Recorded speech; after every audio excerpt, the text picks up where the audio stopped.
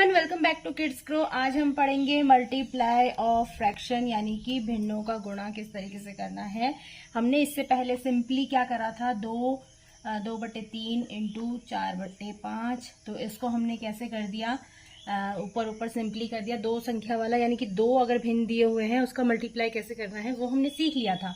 तो यानी कि कैसे करेंगे, 4 दूनी 8 और 5 दिया 15, इस तरीके से कर लिया था। अब अगर 3 बार दिया हुआ है यानी कि 2/3, 4/5 और 3/7, ठीक है। अब इसका किस तरीके से करना है, इसमें भी कुछ नहीं करना आपको, सिंपली इसी तरीके से मल्टीप्लाई करना है। लेकिन एक और चीज मैं आपको आज बताऊंगी कि आप इतने बड़े मल्टीप्लाई को कैसे शॉर्ट में कर सकते हैं। जैसे अब आप इसको मल्टीप्लाई करने बैठोगे तो आपको क्या करना पड़ेगा, एक साथ मल्टीप्लाई करना पड़ेगा, ठीक है। और फिर ऊपर वाले तीनों का एक साथ इस तरीके से करना पड़ेगा। तो अब इस तरीके से जब हमें करना पड़ेगा तो देखो यहाँ पे नीचे 3 है और यहाँ पे ऊपर भी 3 है। तो अगर हम इसको इससे काट दे यानी कि 3 एकम 3 तो होता ही है, तो यानी कि काट दे यानी कि नीचे वाली संख्या से हम ऊपर वाली संख्या को काट सकते हैं।